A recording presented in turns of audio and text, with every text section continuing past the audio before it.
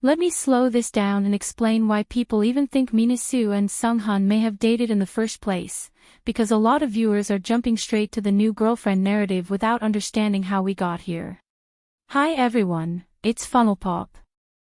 If you enjoy deep dive analysis and drama-free speculation, don't forget to like, share, and subscribe. This idea that MinaSue and SungHun may have actually dated didn't come out of nowhere. On the show itself, their dynamic was very specific. SungHun was consistent with her. He wasn't loud, he wasn't playing games, he was steady, and MinaSue clearly responded to that. From episode 1, MinaSue showed clear interest in SungHun. She openly said she wanted to go to paradise with him, she wanted to ask about his age and job. She gave him the red chocolate, which at the time meant he was her number one, and even chose to do the photo shoot with him. That wasn't subtle at all. Her interest was very clearly expressed.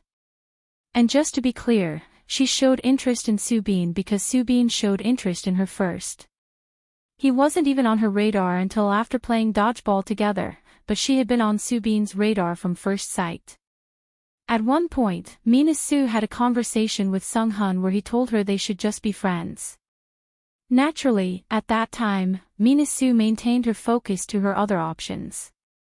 That's when she agreed to go to paradise with Sungil, who had been consistently interested in her since day one and had even told Minji that he was curious about her, mistakenly calling her Mary Sue, laughing my ass off. MinaSue then moved on from Sungil, thinking the interest wasn't strong anymore, but during the truth game, Sungil clearly stated that he was still interested in her. That naturally sparked her curiosity again. Let's also not forget they voted for each other on the very first day. So this narrative that MinaSue only chases other women's men just doesn't hold up. The men show interest first, then she gets curious. She likes people who like her. Period. And also, this is a dating show. Nobody belongs to anybody until the final day. This isn't transit love. This is Singles Inferno, where feelings are allowed to change and evolve. And before anyone brings up Hyunwoo, that was a name MinaSue mentioned in passing, while frustrated, in the moment, but never actually followed through on. Anyway, by that point, when SungHun friendzoned himself, MinaSue had an agreement with Sungil to go to paradise together. Then not long after, she had another conversation with SungHun where he suddenly said he was still interested and didn't want to be friendzoned after all. From MinaSue's perspective, her plan made complete sense. She would honor her word, go to paradise with Sungil first, and then later explore things with SungHun. This is where I think people, including the panelists, became very narrow-minded. Instead of looking at the full sequence of conversations, they judged her choices in isolation. That kind of framing unintentionally becomes a catalyst for hate toward contestants, even when the situation is far more nuanced than how it's presented. Then during her paradise trip with Sungil, MinaSue completely lost interest after learning his age. Sungil tried his best to win her interest back, but it just didn't work. By the time they got to the double date, Sungil had already been friend-zoned. So when he later asked who she wanted to take to paradise next, she clearly said SungHun, which makes sense because that agreement already existed. And the moment MinaSue saw Subin's connection with Hyun in the helicopter, she dropped her feelings quickly and decided to focus fully on SungHun. She communicated that clearly to Subin and even said out loud that she would now focus only on SungHun. Honestly, that might be her biggest flaw. MinaSue shares her thoughts, plans, and intentions very openly and very loudly. After that, Hyun took SungHun to paradise. From a viewer's perspective, it didn't feel like a coincidence. It felt like someone moving toward what MinaSue had already chosen. And if we're going to be fair, if anyone is constantly stepping into situations where MinaSue is already interested, Hyun fits that pattern more than MinaSue ever did.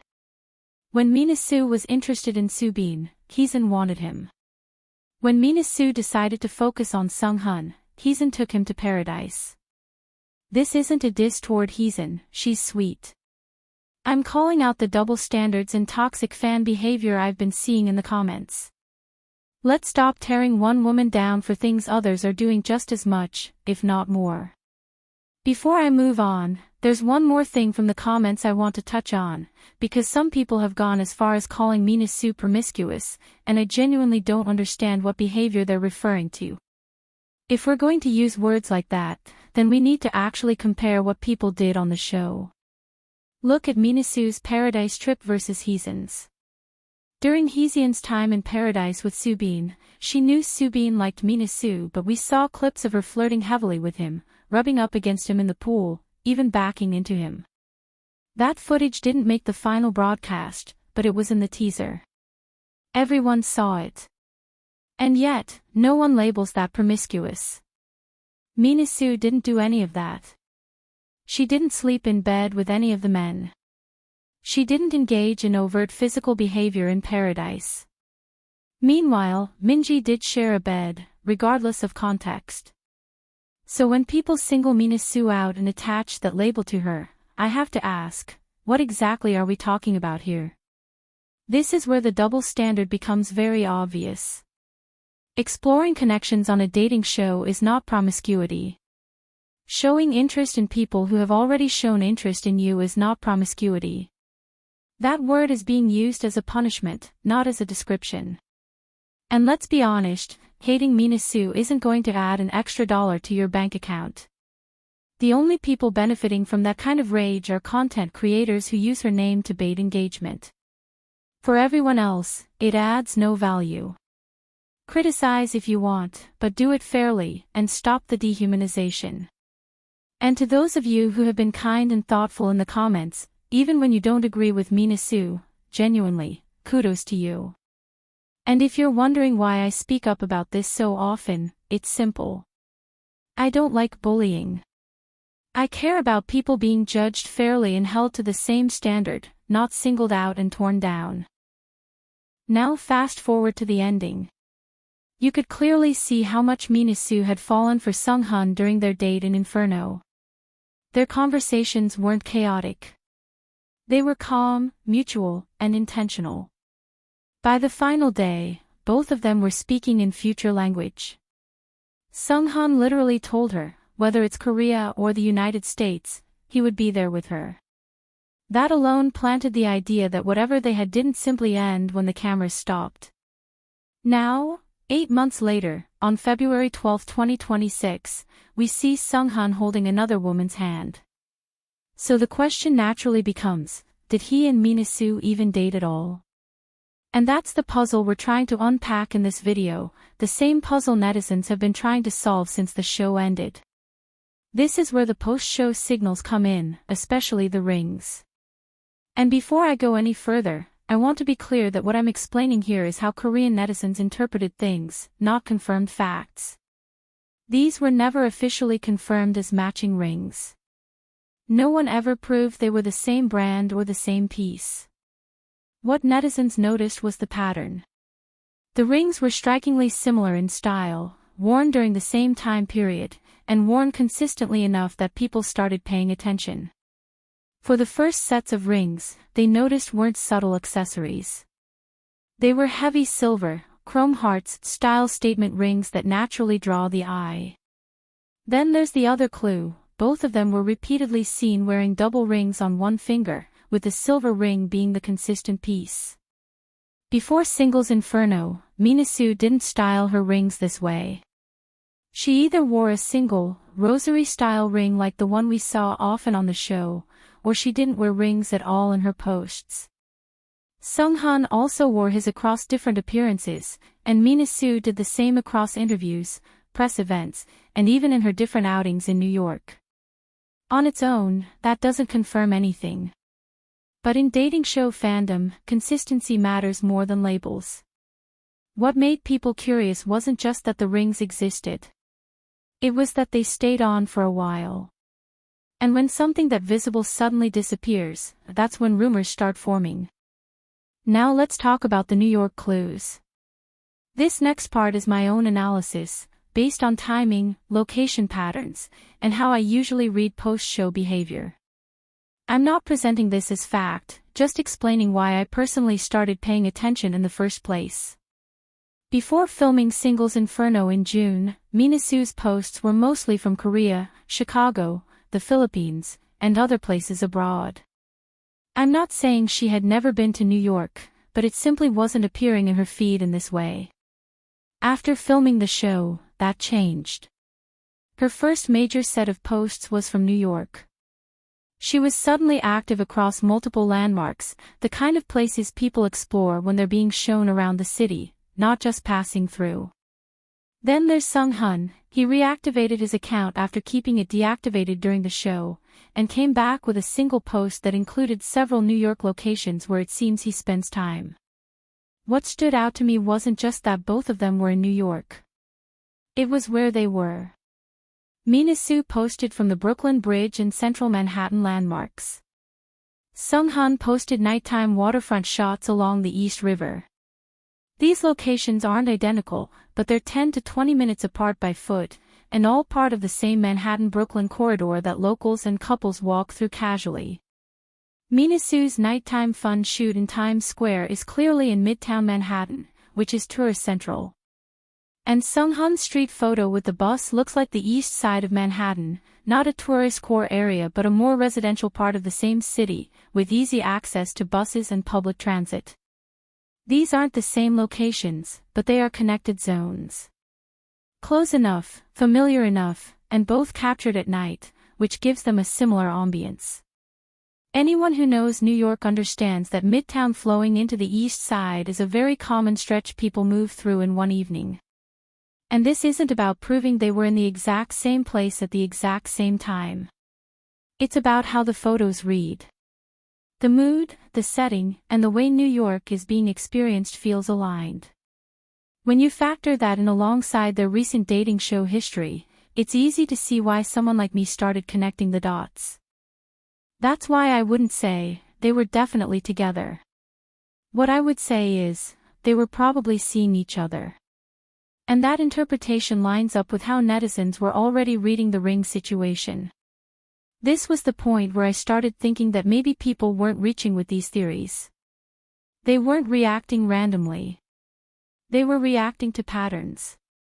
During the Eyes Mag shoot and interview, there was also a level of closeness between them that felt natural, not forced. And during that same period, MinaSue was still wearing the ring. SungHun was still wearing his as well. Even during the filming of the reunion winter special, scheduled to air on Valentine's Day, those silver rings were still visible. So the story fans were telling themselves wasn't unreasonable.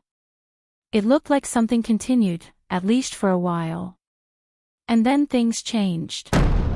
February 12, 2026. The cast dinner happened. This is the official Singles Inferno 5 cast dinner, the one that made headlines because Hong Jin-kyung apologized to MinaSue for comments she made during the show. It wasn't a tense or serious situation. It was actually very playful.